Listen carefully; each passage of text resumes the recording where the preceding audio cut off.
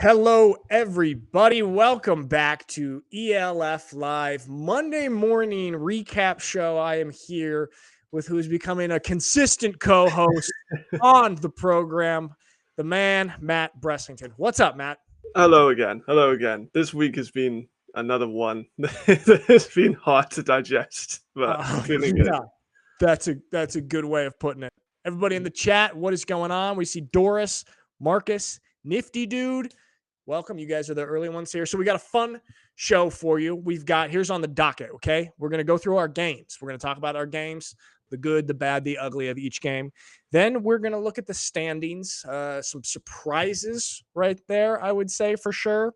Then a new segment that they're introducing on the recap show. We're going to do a little discussion about who should be nominated for MVP. So Matt and I are going to give our kind of candidates and ideas. You guys in the chat, Goran, I see you, Gorgie.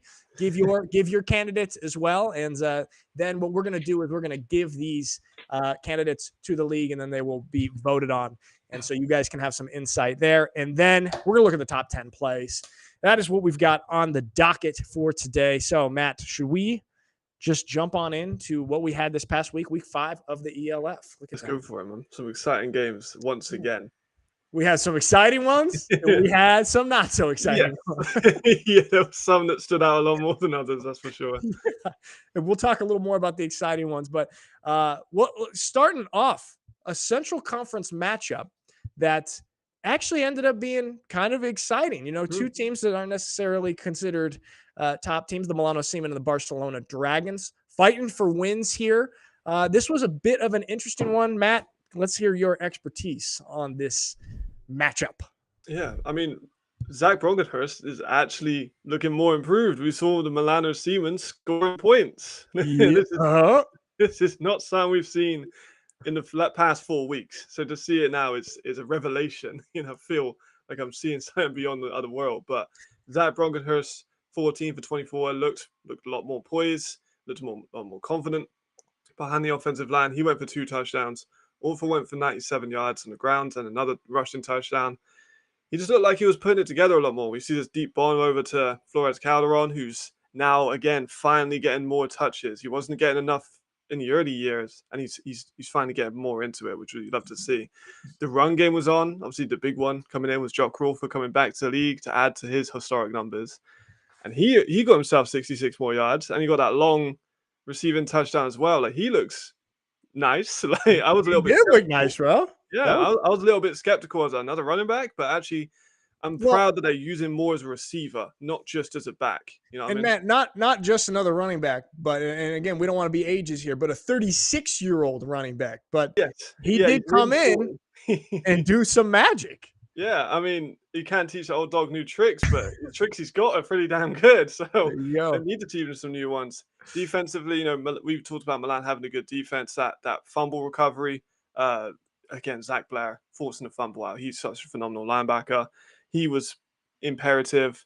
DeFalsis looked good as well. Obviously, Maffey got the return, but they looked solid. Barcelona Dragons, though, not so much. You know, they're still struggling. They kind of, I mentioned previous about their third down efficiency. That's still been a problem. Yeah. The passing game wasn't really cooking, again, below, you know, just a touch over 50% accuracy. Levi Lewis is taking off for his life every play. Like, where do you go with this O-line? Like, when you need your quarterback to be protected and he has to go for 98 yards on the ground, which is great, but no one else in that running back room goes over 21 yards. So great point there. I mean, you don't necessarily want your quarterback to be the only one getting damage done on the ground. But yeah, what you touched on there, Matt, Zach Bronkhorst is showing a little something. So I saw him play in person a couple of weeks ago at the Surge. Obviously, the Surge ended up defeating them by quite a bit, but Zach had a little bit of flashes here and there. And I was like, okay, you know what? There's something there. And I think this week he took another step forward. He ended up being in the top 4 or 5 of the week for passer rating. He had 124 passer rating as well. And I'm wondering also if the Seaman did turn over a new leaf here with the Jock Crawford move, with now getting these wins here. And I was looking at their upcoming schedule. They could go on a little bit of a streak here. Their next 3 games are against the Enthroners, against the Mercenaries, and then against the Enthroners again. So they could really go on a little bit of a win streak here. They are going to be playing Barcelona again later in the season, but Barcelona is going on a bit of a gauntlet for their schedule. They go Raiders, Ravens, Bravo, Surge, Ravens, Surge, and then finally Milano again. By the time these 2 teams meet again, it's very possible that Milano's been on a win streak and Barcelona has not won a game. And so these 2 teams could be feeling a lot different when they meet again, and could be, I would guess it could be a little bit more of a romping for Milano if they keep moving in this direction. I agree. Obviously, they've made changes throughout the year. They've just released Marquise Manning. He was obviously on the injury reserve. Now they parted ways officially. They got Westfall in, who does look like he's able to play at a high level in this league. Obviously, Weston Carr's gone. They got Jock Crawford in. They've made changes. Tommy Wilson was meant to play at the start of the year and didn't end up playing for him. So they've had a lot of changeover in that team. So to be able to pick up wins, and like you said, their schedule is among the easier ones, so they could pick up a few good wins. To play the Enthroners on a week where the Enthroners just got battered is good matchmaking for them. They can really take advantage of it. We've talked about how good their defense is when against these poor offensive lines. I think you're right. I think we could see them kind of notch a few wins, get a bit of form up, and then Dragons on kind of the opposite side of that spectrum of, the Surge are a monstrous team to have to play, and that's terrifying for them, especially with one of the let's say more lackluster defenses in the league. They are last in nearly everything. Last in rushing, the last in yards allowed, the second last in points allowed, and the third last in passing yardage. So that we're going to see them struggle, I think, in the upcoming schedule, like you say. Yeah. So I think that's interesting to see where the scheduling comes into play. You touched on it, though. I just want to highlight it again. Zachary Blair, the American linebacker, because that was sort of momentum changer when Zach Blair ran out there sideline to sideline, forced that fumble, and Milan scooped it up for the touchdown. And that really shifted the momentum because it was a kind of a tight game up until then. And then Milan kind of just pulled away with the 2 touchdowns there. So Zachary Blair making the case for the American linebacker. I've said it once, I'll say it 1,000 times. We have a case for the American linebacker there, and Zachary Blair is making it. And he's such like a presence in that team. You can really feel it. I'm not even in Italy, I'm in England, and I can feel his presence from all the way over here. Like, he's such an important part of that locker room, and I have connections within Milan, and they've told me just how important he is just to practice and to the games and to the pre-game. And he's been around the block in the year left, so he's extremely experienced. He's extremely experienced in Europe. I imagine he helps these American guys settle in to have someone with that much leadership within that team, who not only is important outside of the game, but also makes such a massive impact inside the game. It's very hard to really exchange that out. And he's just in the center of the defense too, making plays absolutely everywhere, sideline to sideline and beyond. Exactly. Everywhere. Yeah. I mean, and he is kind of one of more of these sort of new age linebackers, sort of a la Fred Warner of the San Francisco 49ers. He's not that beefy. He's not that heavy, but he's tall and rangy. So he can play, dropping back to passes. He can rush the passer. He can play sideline to sideline. So he does a little bit of it all and then bringing that emotional energy. I don't know, man. I'm getting a little bit onto the Milano train, at least for the next month or so. I think that Zach Bronkhorst has taken steps in the right direction. I think that they're a franchise that will continue to make moves. If someone thinks it didn't work, they made moves and they're trying to make things work. On the other side, feeling a little bit bad for Levi Lewis. I mean, you touched on it. Barely over 50% passing, but he does still have flashes of his incredible talent. I mean, some of these throws that he makes, his deep touchdown powers under pressure, kind of scrambling around and steps up in the pocket. He still just shows flashes of extreme talent. But this one goes to Milan, who is looking to pick up a little bit of momentum. Both of these teams now sitting at 2 and 3. Okay, everybody in the chat, a couple of you other guys. Michael from Dusseldorf, hello. Goran Zek, he said, Gory, we'll talk about MVPs. He says Tunga so far. Dude just won a few games. Thomas Lustig is here. Davide Kovac. All right, guys. So stick around. We're going to be doing some more MVP talking a little bit. All right, Matt. Should we move on to the next one? Shall we? shall we? We I like shall. the English twang there, Nick. I think I'm rubbing off. This show is getting infiltrated by British culture. I got to speak more American. All right. A little bit of a twang coming in there. There we go. All right, moving to a mountainous matchup, if you will. Mhm. Raiders T-Roll traveled to the Helvetic Mercenaries, and this was a little bit of an interesting one. Matt, take it away. Yeah, I mean, it was close for a Right. surprising amount of time. I'm going to be honest. Yeah, I mean, even Helvetic led for some parts of that game, which I honestly wouldn't have seen coming. And Cozy Perry looks like he's settling in a little bit more. You know, it's taking him a minute, but he's getting there every week. I like how they're spreading the ball out a lot more. That was something they didn't do at all during the first couple of games. But Robin Steiner got involved. You know, Platzkummer, Hazavanta, all these guys getting involved in the receiving game from Cozy Perry. The run game is still, you know, obviously the big thing for them. They had over 30 carries between their running backs and quarterback themselves, 4 touchdowns on the ground. Helvetic continue to struggle. You know, I do like what they've got with Spiller though. Spiller, the young receiver, he seems to be able to fill in that number 2 role next to Anthony Brown.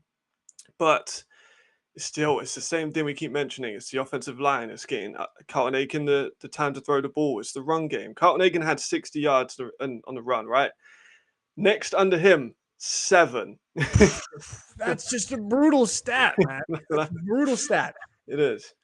Oh man, yeah. So that's absolutely not something that's going to get it done when your quarterback has over 5 times. Wait, that's not even good math. About 9 times as many yards. Sorry, it took me a little bit on the math. Over 9 times many yards as your next leading rusher. There was a little bit of malfunctioning with the field here. You see a lot of people talking about no lines on the field. They painted the field, and there was a huge storm, and all of the paint just brushed away. So unfortunately, there were no lines on the field here. But you know what, Matt, you touched on it. It was close for a while, and I got to say, I would have liked to see a little bit more from the Raiders. To me, I got a little bit of maybe call it a big win hangover from them beating the Ravens last week. That was an awesome come from behind win. Helvetic, you're next on the schedule, not necessarily an elite team, maybe not bringing their A game. And so I felt like they really let them hang around too long. I can understand, and I'm forgiving of a team on the road who maybe starts slow in the first quarter. We've seen it throughout the league. We've seen it with the Surge. We've seen it with the Vikings. We've seen it with even the Ryan Fire this past weekend as well. But you got to eventually get going. And it was not until nearly the end of the third quarter where the Raiders really started to pull away, and you could see that this is sort of a different class of team. For me, that was just a little bit too long. If we're talking about the Raiders being a playoff contender, which I think we are in serious conversation, talking about them maybe being in that playoff bubble, I would have liked them to see them pull away and get a little bit more comfortable lead early. What do you think about that? Yeah, I agree. Like, they are a fascinating team to watch. Yes, because they play up to opposition and they play down to opposition too. Like against Munich played well, so they played well too, and they ended up winning the game. Helvetic played poorly, so the Raiders now play poorly. Like they're kind of like the Steelers of the NFL in the ELF. It's a weird kind of conundrum they find themselves in, because they just seem to shoot themselves in the foot at times with penalties, with missed kicks, with turnovers, or lack of creativity, and it'll just come full stretch whenever other team does exactly the same thing. They'll be like, I could do that better than you. I can throw that pick better than you. And that's what they'll end up doing. So they are an interesting team to watch. It is a great point that they sort of play up or down to their competition, it seems. One point you made last week on your YouTube video, which I parroted on the live show, was that N'Kosi Perry does need to get a little bit more involved with the other receivers, because previous week it was all him and Darren Chafin, kind of just instincts and playing good football. Marco Schneider did get involved. He had 7 catches. So N'Kosi Perry getting a little bit of a connection with him, which will be important, that he has sort of this connection with a handful of receivers down the line. So the Raiders did end up pulling away, and it finished at a 33-10 final score there. leaving the Raiders 4-1 though, man. They're 4-1. Unfortunately, Helvetic 0-4, yet to pick up their win. They've been close previous week. What we got in the chat here? Glenn Tunga, the man himself. Glenn, welcome. Glenn, stick around for when we talk about MVPs in a little bit. Glenn says, I think people underestimate how hard it is to play without lines. That's a great point. Yeah. It's very confusing and very difficult. We don't underestimate that, Glenn. Don't worry. Yeah. If you ever play football, then you should know. But yeah, that's really a factor there. All right. Moving to the Central, or staying in the Central Conference, excuse me.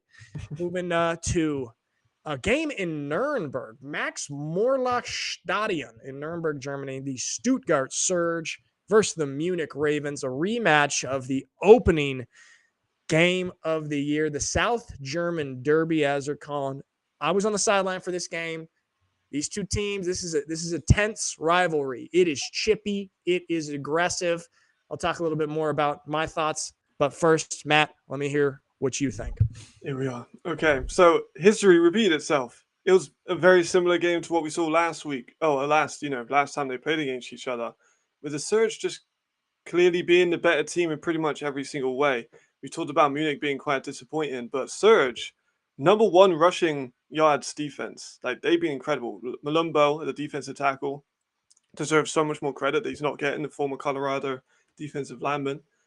They just look, I mentioned it before, how they'll get on the field for offense and they just keep getting better every single drive they have. Steigerwald was again great. Yannick Myers just phenomenal. Hazelton's a great receiver that stepped in at short notice and still performed well. Lewis Geyer honestly looks like he could be one of the best German receivers in Europe. Honestly, there's not very many people that are gonna be within that conversation of him. The run game was started. Hennessy's still on MVP form. He did throw that interception, but it's his first of the year in week 5. Chad Warren deserves so much more credit because he's such a good safety. The Barbados safety out of the UK with that pick there. He got a sack. He got a tackle for loss. He's a great punt returner. We saw that last week. That team's so good. Like, the Surge are not talked about enough as probably the best team right now off of form in the entire league. Yeah, I mean, I'm trying to say it. I'm trying to say it, but I think that more and more people are seeing that. I mean, yeah, you just made a couple of great points there. Our man Alex Malchow, who hosts this show sometimes with us, he had a campaign slogan early in the year. Ben VP for Ben Holmes for MVP. I'm going to steal that, and I'm starting my own slogan, Hen VP for Riley Hennessy as the leading MVP candidate of the league right now. Did throw his first pick. Okay. I think now he's sitting at 14 touchdowns to 1 pick. And I mean, just absolutely playing clean, great, veteran, poised football, distributing the football all over the place. 7 or 8 receivers had catches. Hazelton Jr. did step in, which was great. And he had that long touchdown reception. But he actually ended up getting a little bit banged up. So the Surge once again ended up playing the majority of the game with no American receiver. And they did not miss a beat. I mean, this receiving core, we talk about it just so much, but you said it, Geyer, Yannick Meyer, who had an amazing catch. Of course, Paul Steigerwald, who had 2 touchdowns, who's a big body and doesn't really get talked about too much, but it's Riley Hennessy just able to distribute the ball all over the place. And the Surge just really clicking on all cylinders. On the Ravens side, Malik Stanley is a presence. He is a presence. Good. I'm a fan of their move to let go of Cole and get Malik Stanley in there. He was big. I think he had almost 100 yards. And just this, like, literally a large wide receiver as well, just big, strong player. And so he was really making his presence known as well. But yeah, man, the Surge are just looking good on just every category. Yeah, they really are. And like Glenn said, that offensive line, you can't run behind a bad offensive line. And I know quite a lot of the Surge offensive linemen, Vogani and Holub and stuff like that. They're doing not Holub, sorry, it's Vienna. But anyway, the offensive line for the Surge is incredible. We saw Cantor just has so much space behind the line. Hennessy has so much time just to dissect defenses. There was few exceptions, granted. The Munich Ravens do have a very good defensive line, but Surge kept Hennessy clean for the majority of it. They overpowered a strong Munich defensive line. And like you said, Stanley was back on form. He looks huge, by the way. Like he looks massive. Bro, I was on the sideline. I was like, fuck, that's Malik Stanley. He's huge. He's a big dude. Yeah. I've always kind of thought he would be like more, not like desired in the league. I have him in the same conversation as Castle. Yeah. I really do. And like Deshaun Robinson back last year. Like these guys are all phenomenal deep threats that can stretch the field. We saw that again. Tommy was back, and he was a big presence of the receiving game with 73 yards and a touchdown. It's Munich though. Like, they're negative now? You know, are they contenders? Are they pretenders? Defensively, they haven't been able to show up against the Surge twice. Offensively, they only had 21 points down at one point. You know, it was pretty convincing. I don't think anyone ever thought they were going to win that game as soon as they got started. And it's just a big question of how do we get over the hump? Right. I mean, that is a question a lot of people are asking. Real quick to the chat, Goran Zek says Lewis Geyer is the best wide receiver. Thomas Lustig said the Surge could probably make the playoffs without an A receiver. Yeah. I believe that. They've been playing mainly without one. Marcus, so happy that was my first game, 100% worth it. Marcus, the man always in the chat with us, this is his first ELF game. And ELFpedia. Alex already posted a campaign slogan. Anything is possible. That's good too. Okay, we got a couple campaign slogans. But Matt, back to what you were saying. So we talked a lot about the Surge. A lot of things going well for them. Great. What's going on with the Ravens? It's interesting. They are going to most likely win out the rest of their schedule, except their last game that they have against the Raiders. Their second game against the Raiders will be the only question mark. The remainder of their games, they will most likely win. But how good of a team are they actually going to be? It's interesting. Here we see Tommy Oyewo's big touchdown on the reception, and he looked great on that. He didn't have one single carry, though. It's interesting that they're only getting him the ball in the passing game, and I wonder if he's still a little bit banged up or what have you, but I would like to see him, get a little bit more touches in different aspects. What do you think? Why are they using him so differently? Yeah, I think, like you said, it's probably load management of just, let's ease him back in. Let's put him as a receiver to stretch the defense and give them something to look out for. But we're going to conserve him. We saw it last week with Ryan Farr when they had Harlan back, and he didn't get much attention, but it was to make the defense aware of the weapons. I think that's the same thing with Seaman. But with Munich, their offense is 5-7 on everything. They're 5th to 7th on rushing, passing, yards, and scoring. So their defense, considering they brought in this new defensive mind with Ellison, who is a great coach, don't get me wrong. They got Evans Urabai in. They got a good pass rush. They've got all these guys, but they're not a good defense. So they're 14th in rushing allowed. They're 9th in passing, which is their best thing, is their passing defense. They're still 9th, 11th in yards, 11th for points allowed. It's their offense is all right. Their offense is getting stuff done, but it's their defense that's a big problem. And that's not what I expected when they brought in a defensive-minded coach and all this talent from Hamburg and other places around the league.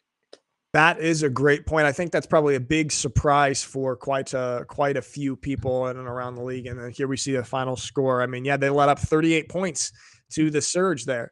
I mean, we did talk about it last week. We thought, and a lot of people in the chat, I think, had a good predictions on what this game would end up looking like. I think somebody probably even said close to 38-22, but a lot of people were talking that maybe be a 2.5 touchdown type game, and that's what it ended up being. So Ravens did get a little bit more going on offense this time around compared to their 5 points in the first matchup. But yeah, Surge are just rolling, firing on all cylinders. And I mean, they'll probably get Darrell Stewart Jr. back in a couple weeks as well. We cannot forget about him. So Surge sitting at 4-0, top of the Central, and the Ravens, interestingly, 2-3, a little bit mid right now.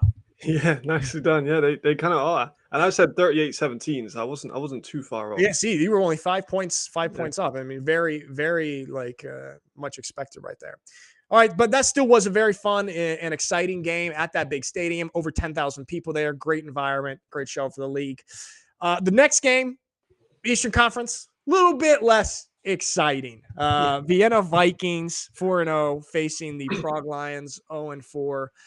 Not too many surprises in this one, I would say. Matt, what are your thoughts?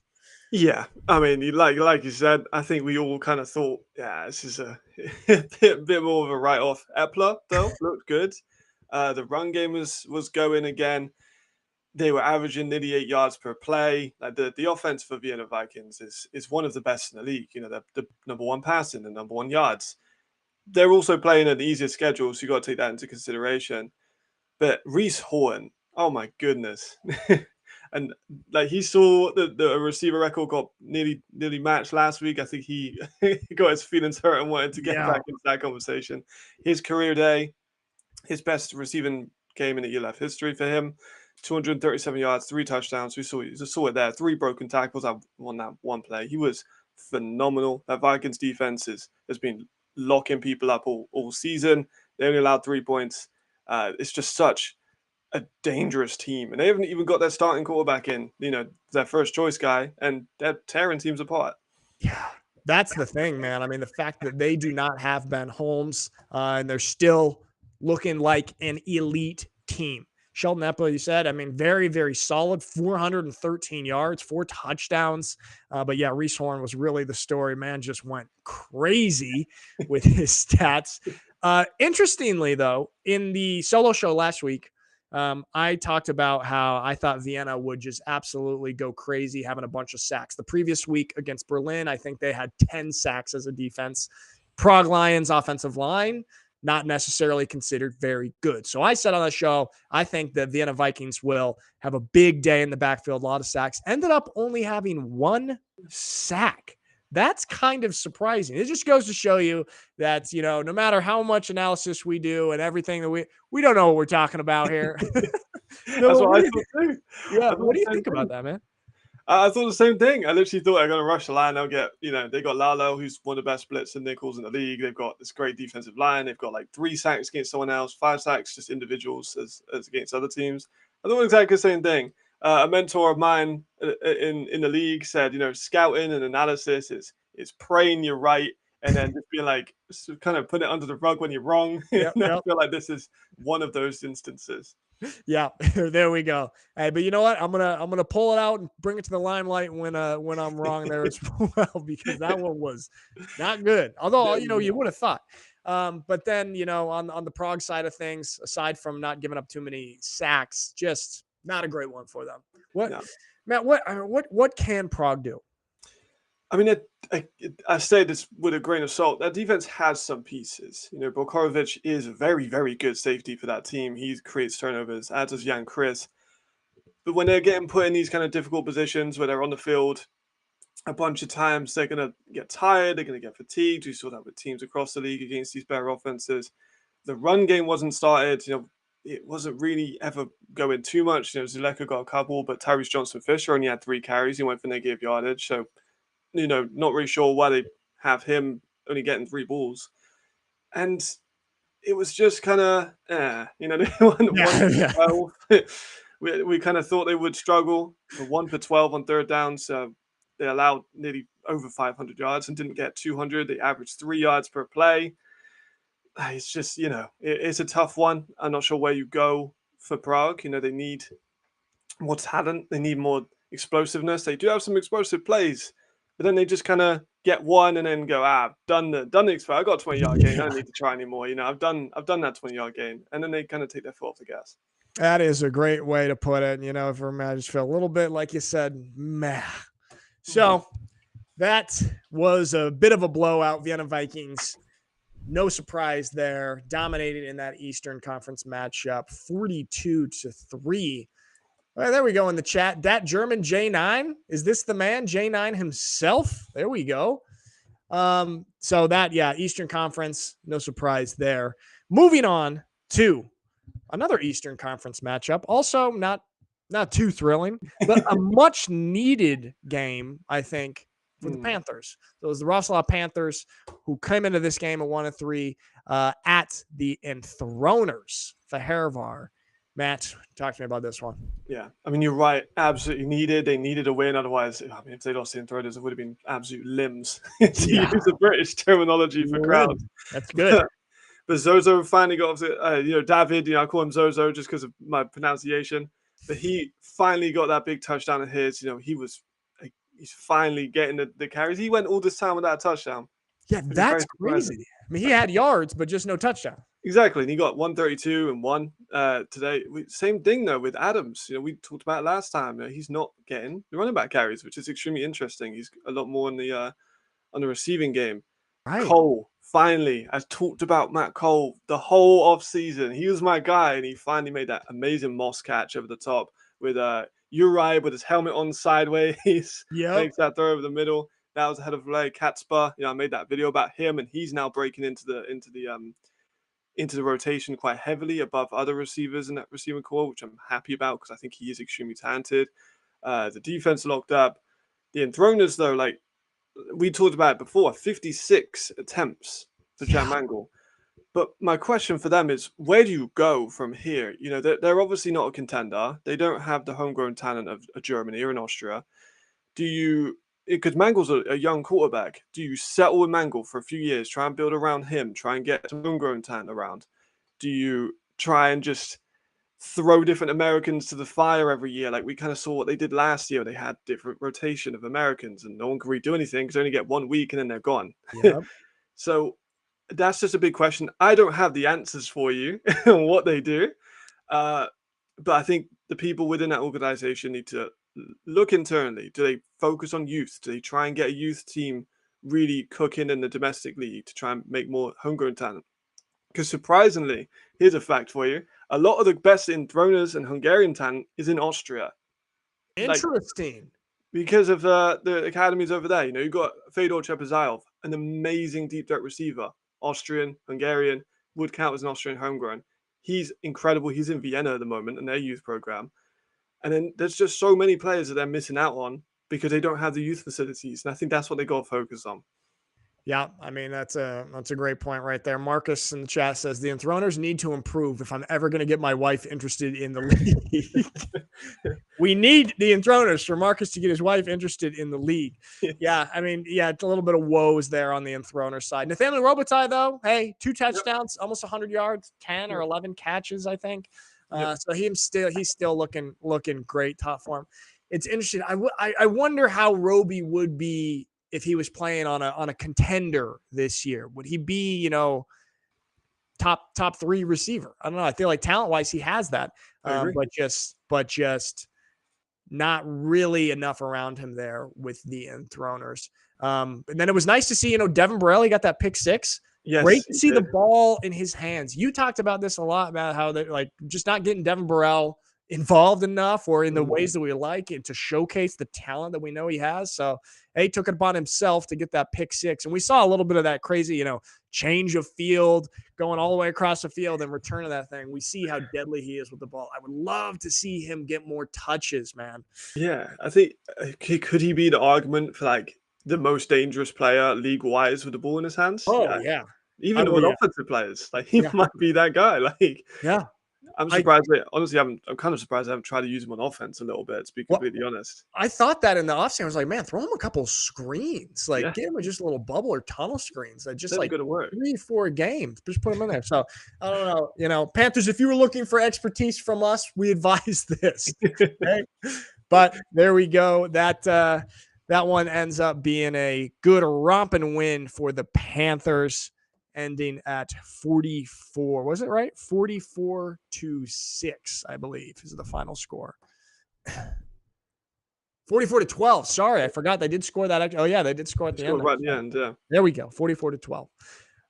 But so not too much of a thriller down to the wire. But this last game, Matt, this was a thriller. Yes. Reigning champion Ryan Fire, who have shown their mortality in 2024, playing against the Berlin Thunder, who are such an interesting team, man. That Berlin, it's so interesting. They are leading at halftime against a lot of good teams and just cannot seem to finish the full fourth quarters. We'll talk about that, but first, Matt, give me all your thoughts on this showdown.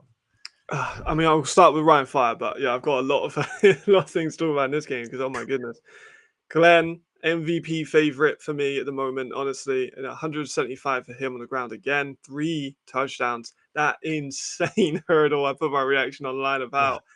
He looks absolutely unstoppable. Like he really does. You can tell he misses having that Russian title, and you can tell he wants that. He wants that Yeah. back because Yeah. he's going insane. I think Maurice Kenzie deserves a lot more praise because he was everywhere on defense. You know, inside linebacker, he got sacked, got tackled for loss, was just sniffing out the Berlin plays all day. So I think he deserves a lot of credit for the role that he played. We saw Harlan back in it, Holko with some clutch catches, but that defensive line for the Berlin Thunder is just incredible. They're Like good, man. Carl Kitchens is just another level of good. Like he's insane.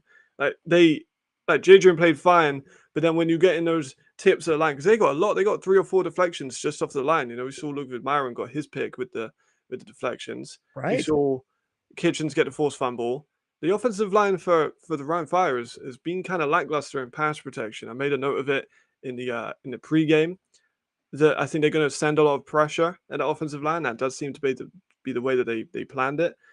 And man, it's just I want to see Munich versus Berlin. I don't think they play each other, but I would like to see that game because both of those teams negative, but both of them have had opportunities to be, Right. you know, in a different world. Berlin are 4-1. Like Exactly, man.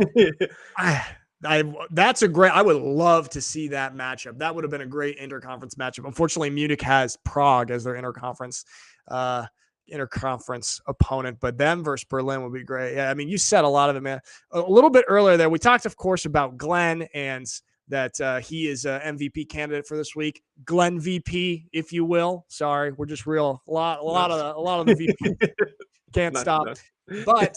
Actually, obviously, what Glenn did with the ball and the 175 on the ground, 3 touchdowns. What actually impressed me the most about Glenn in this game was the way that he chased down that deflection pick, which should have been a pick 6. But Glenn, you know, when you got your superstars, sometimes the superstars don't like to get dirty. Glenn got dirty and showed that, okay, he's not just a talented player, but he's got a lot of damn heart chasing that down. And those are the type of plays that really reveal what's on the inside of a player. That made I was like screaming at the TV when I was like, okay, Glenn, all right, I see you. So that really left an impression on me. The big story, man, is the Berlin Thunder. They were leading 21-7 at halftime, and this has been a story throughout a lot of games for them. With Vienna, they were leading and let that go. Same with against Wroclaw. They just seem to not keep the foot on the gas for all 4 quarters. What do you think it is? What are you seeing, man? You know, I think a lot of that needs to go to Tony Anderson at corner for the Ryan Fire. He might be one of the best corners in the league that people aren't talking about. Aaron Jackson got limited to 27 yards. And of course, he's moving around the field. And I think Anderson followed him for every single play he was on. But he also got a pick at the end of the Paris game. Like, people aren't talking about Tony Anderson enough as an elite corner in this league to have an American receiver basically neutralized for a large part of it, except for that. I think he got 1 catch for about 20 yards right hand sideline towards the end. That's pretty much all the opportunities that he got to flourish. I think, you know, I don't want to be too critical of some of the parts of Berlin, but the offensive play calling in the second half has left a little bit to be desired.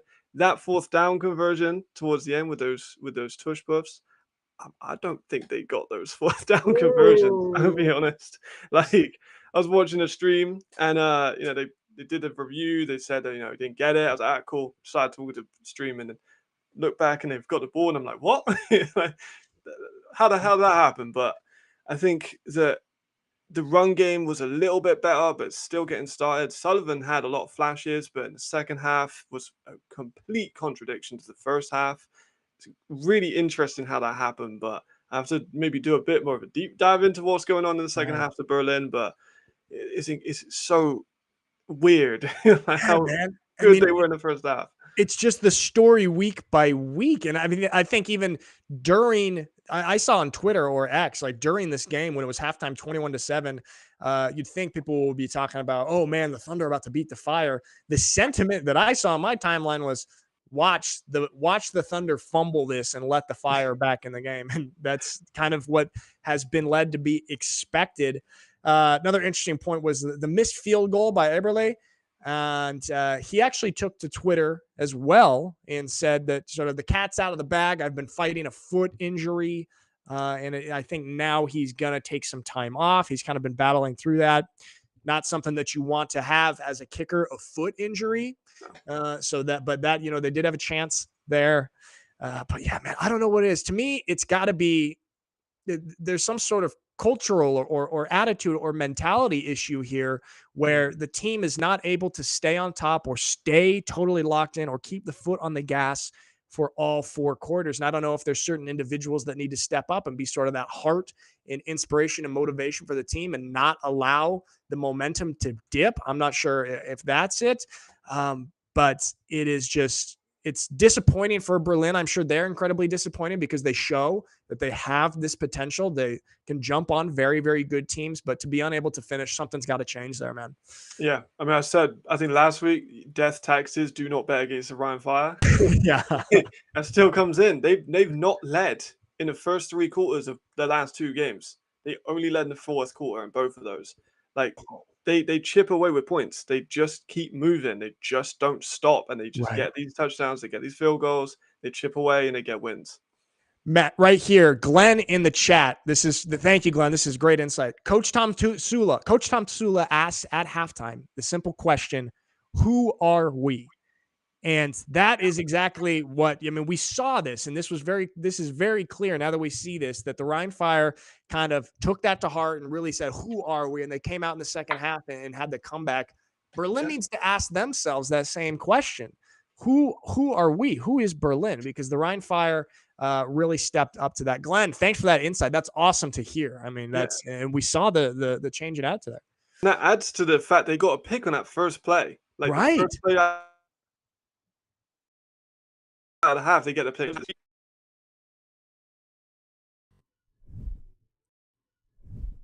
Wow.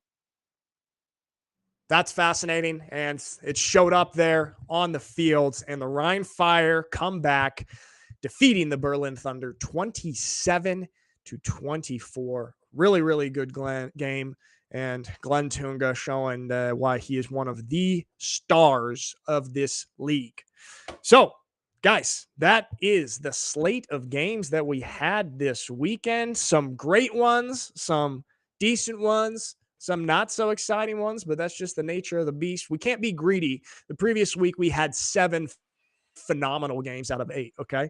So, there's going to be some give and take. But we're going to be moving on to the standings here real quick. Let's take a look at what we got of where everybody is standing. There we see. Matt, talk to me. What sticks out to you in the standings here? I mean, Madrid's still a number 1. I know they were on a bye week, but I still can't get used to them being number 1. It's insane that they've done so well in this season. Right. I think Milan kind of being level with Munich is something that I wouldn't have seen at the start of this year. They're below the Raiders, who are challenging the surge. And I think if I'm going for one for each conference, I think Berlin also being very close to Wroclaw, but both of them also being negative, but we also consider them both as being quite good teams. It's a very weird situation we have going on. Yeah, it's really, really interesting there. Yeah, seeing Milano just right there, record-wise, hand in hand with the Munich Ravens, who we thought would be having a few more wins by now. That one is a little bit interesting, a little bit surprising. Vienna Vikings, not surprising. Stuttgart Surge, not surprising. Frankfurt still, obviously they had a bye this past week, but them sitting at 1-3. I mean, they're still a very good team, so only having 1 win to show for it. That's interesting.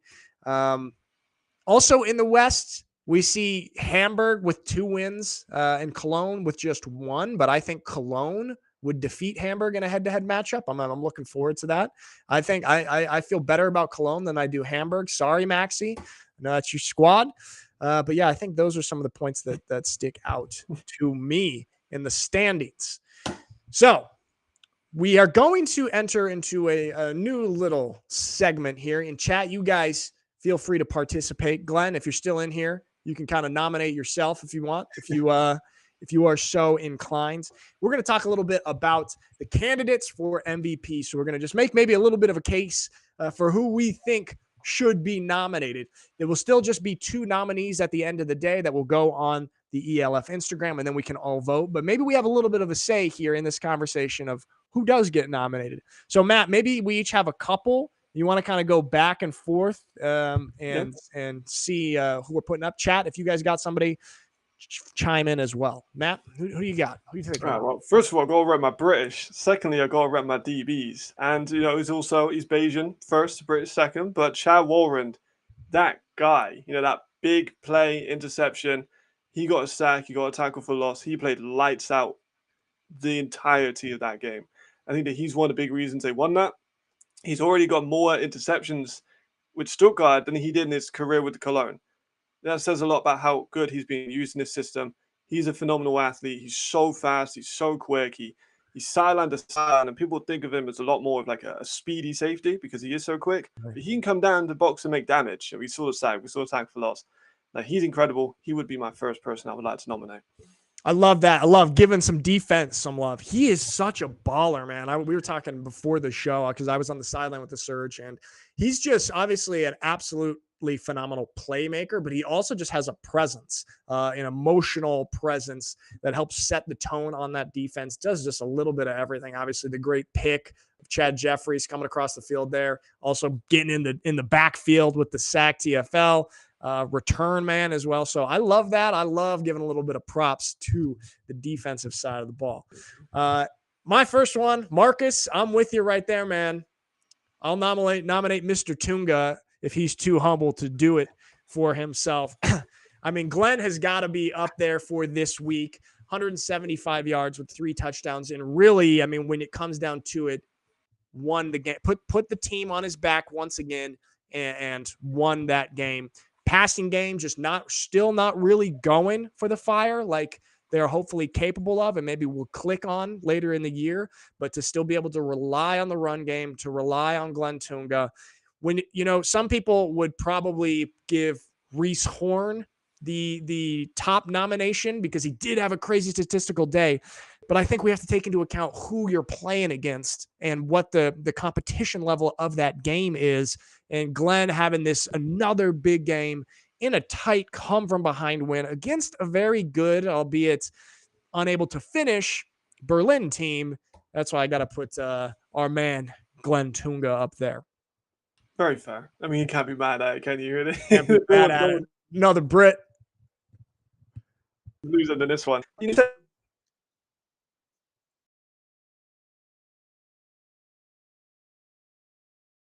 Yeah, wait for yourself there. Hold on, we got a little technical. Matt is back. I'm in. I got overzealous. But I'm going to go for Reese Horn.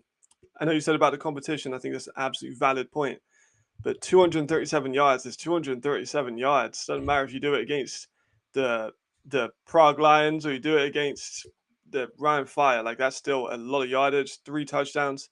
In Frankfurt, towards the end of the year, I was like, he's getting maybe to the latter half of his career. Maybe he's lost a step because he didn't look as fast. You put me wrong. He came out firing on all cylinders. He looks absolutely excellent. An incredible game, just creating separation. He's such a veteran, man. Like, he's played in the NFL, he's played in the XFL, and that presence really shone through of just how to get open. When you've got an older receiver, quote unquote older, I know he's not that old, but when maybe you've lost a step from your speed, having that craftiness and creativity with your route running and being able to create separation, elite receivers do that. Great receivers do not. Reese Horn is an elite receiver. He would be my next nomination for this MVP. Very, very fair. And, I say that about the competition, but 237 yards, just like you said, is impressive on an empty field. I mean, just running 237 yards, that's just, that's impressive. So to have that in the game, I'm not mad. I'm not mad about that. And just what you said, he is such a veteran. And it's interesting because I would think, as you get up there, you don't see too many older receivers. They'll lose a step and maybe not be at the same level, but he's still just an absolute baller. Another nominee for me has got to be, and people are gonna get upset. Oh, Matt is gone again. Let's see. Wait, I'll wait till he comes back. Oh, you're in? Can you hear me? Okay. I can hear you. I'm all good. There we go. We have to go, and no one's gonna like this but me, and it's a little bit of a makeup call. Riley Hennessy, okay. Stats, not crazy. 21 for 28, 257 yards, but 4 touchdowns. He did throw his first interception, but just the way that he just commands an offense and commands a team that's firing on all cylinders. He should have won MVP a few weeks ago, where he had an absolutely insane performance, 400 yards, 4 touchdowns, another one on the ground. He absolutely should have won MVP when they played the Panthers. So this one maybe is a little bit of a makeup nomination, but I still think that he is playing at the very top of the quarterback position in the league right now, and is the main reason that offense is able to click right there. So I got to go with my guy, Guy Hennessy. Good call. Good call. I like it. Oh, we got to decide on 2. Maxie says we got to decide on 2. Okay, Matt, did you do? Okay, so now we have 4. Okay. All right. No, this is tough. Now we got to decide on 2 of these. I'm gonna go for Chad. Chat, chime in here. Okay, you're going Chad. Yeah, I'm going Chad. Yeah. I was gonna say Riley too. Wait, what is we can flip a coin if you want. Yeah. All right. You know, this is tough. So you're gonna push Chad in. I gotta go. We gotta go with Glenn. Okay. I'm happy that we could give Riley a little attention there, and he should have been MVP a previous week. But Glenn really put the team on his back, and to me, that is why they had that come from behind victory when nothing else was working. Glenn Tunga worked, and to be able to have such an influence and value, as we see in the name, most valuable player, we got to go Glenn Tunga. That's it. Yeah, and also British influence coming in strong once again. I'm just saying. Look at that. The MVP nominations just dominated by Britain. And did that hurt? That's another thing. M. Bison said that Glenn was actually a little bit banged up. Yes, he was. His ankle was banged up a little bit. And he came back in that 4th quarter and just did it all. So I like that. Goranzek says we should have a D MVP and an O MVP every week. I don't hate that at all, Gorgie. That is smart. Defense doesn't give enough love. So I like that you got that, Matt. I like that too. And obviously a former 3-time All-Star. I think they get say in this too. There we go. Yeah. That's very true. He's got the credibility. All right. So that's what we got, Maxie. We got Chad and we got Glenn, a couple of Brits. And then to our last segment of the show, we're going to just check out the top 10 plays, or top 7, top 8, whatever the top plays are. Check these out here.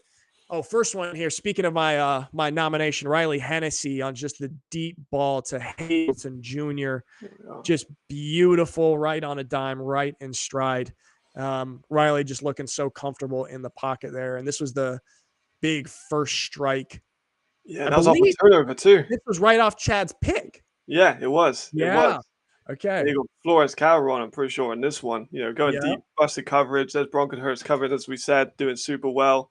That's the threat that Flores Calderon really brings is stretching the field. And that speed that he has is like, people do underestimate how fast Flores Calderon is.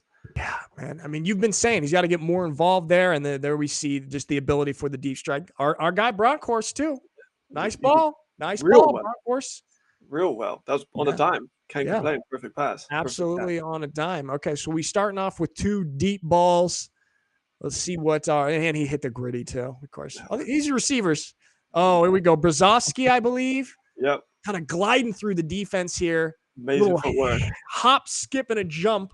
And he finally gets that coveted touchdown that he is so deserving of. Such phenomenal footwork during that entire run as well. Just to go right, turn left. That obviously you mentioned that hop step, the vision. Like that's what he's still a young player too, and he's in his 3rd ELF year, and he's just stepping it up every year. Man, yeah, I mean he's very young. I'm not exactly sure he's like 21 or 22, but yeah, just crazy. And then here, this is the interception off the deflection, and obviously the highlight part is the pick and the run back, but for me the highlight is the Glenn chase down. I think that also deserves a big shout out, but that was a big one. Like you said, man, JJ was struggling with 3 or 4 batted balls early.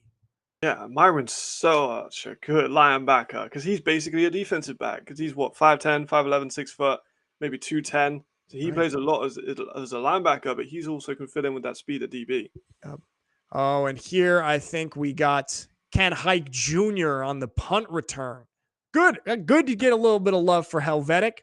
Sure. Jamal, I hope you're in here still. There we go. Upset about it. Yeah, that especially with the ramifications of the scoreline in that game, to get down to that close to the goal line and give your offense such a short field is huge.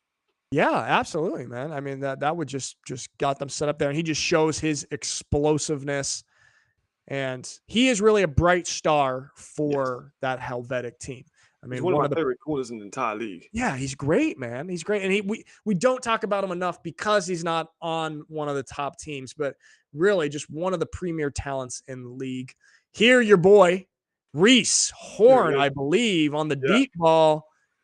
1 tackle, 2 tackle, 3 tackle, touchdown. That's all it really damn veteran right there. Takes. Yeah, that's a crafty vet. Crafty is a great adjective there. He's a crafty vet. Do we know how old is Reese Horn? Is he 31? Yeah, 31, I think. Coming off multiple years in NFL. Yeah, year left. He's had a few years in. He just plugging right into that Vienna Vikings offense. Will be interesting to see him with Ben Holmes. Yes. Oh, this is one of my favorite plays. Obviously, I love the surge, but the whole offensive line, Alessandro Vergani coming on the pole, making one of the initial blocks, and then busting his ass out there to get a second finalizing block for Nico Kandar here. You see the surge offensive line. They just went crazy on this one. A beautiful execution of some gritty offensive line play. Love that one. Like, Vergani is one of my favorite offensive linemen in the entire league. Oh, he's great. So underrated. People don't talk about him enough. He's so good. He's so good. Oh, and here, speaking of Italy team, that's Zachary Blair on the forced fumble. Matthew with the pickup, taking it to the house. There he goes. We talked about how that was a huge momentum shift there, and Zach Blair just knocking that out. That's just pure hustle right there from Blair. That's not a skill play. That's a hustle heart play, that just shows how quickly that momentum can turn in football. Scoop and score, tutty. Yeah, and even Blair was the one that's like dragged him up and was like, let's go. That way now. There we go. Phenomenal play. Nice. And then let's see. Oh, this is Devin. Yep. There he goes. Devin Burrell. We talked about it. Get the ball in this man's hand. So dangerous. Look at that. Just reverse field and it's interesting, man. Just the decision, like he just makes good decisions. They're like, you may think they're reckless decisions with where he's going with the ball, but so often they end up being very good decisions. Yeah. Like, I've talked to Devin a number of times, and I've said to him, it's like, sometimes I'm just screaming at the TV, like, no, and then he turns back around, like, yes. Like, when I saw him make this cut, I was like, stop. Oh yeah, good. He's incredible. Here ends up being a nice dart from the man, Jacob Sullivan. Gorgeous throw. Like, the way that he has the ball tucked and he fakes the throw. That's that kind of stuff you get from veteran quarterbacks. That was an incredible, like fake. Like, that got me. I was looking the other way, and all of a sudden the wheelchair down to the sidelines. Fantastic one. That's fun, man. That's fun to take a look at the top plays of the week. We have some great ones, some great highlights this week. Absolutely. Great week. Another great week. Every week's great week. ELF. Hey, this is a damn fun year in the ELF so far. Guys, that is about it for our show. Look at that. Perfect. Nice little time. Almost coming in right at 1 hour. Just a couple of pros, Matt. Look at us go. Veterans of the game. We're crafty vets too, Nick. A couple of crafty media vets right here. Guys, everyone in the chat, thanks so much for hanging out with us, giving your input. Marcus, I see now you're gonna say that you're gonna say hello. Wish I saw you at the game, man, but glad you could make it to one. Everyone, guys, thank you so much for joining us. Matt, always a pleasure, brother. Every time, all the time. We got a long year, a lot more shows left, so we will see you guys every single week. See you next time. Sit down.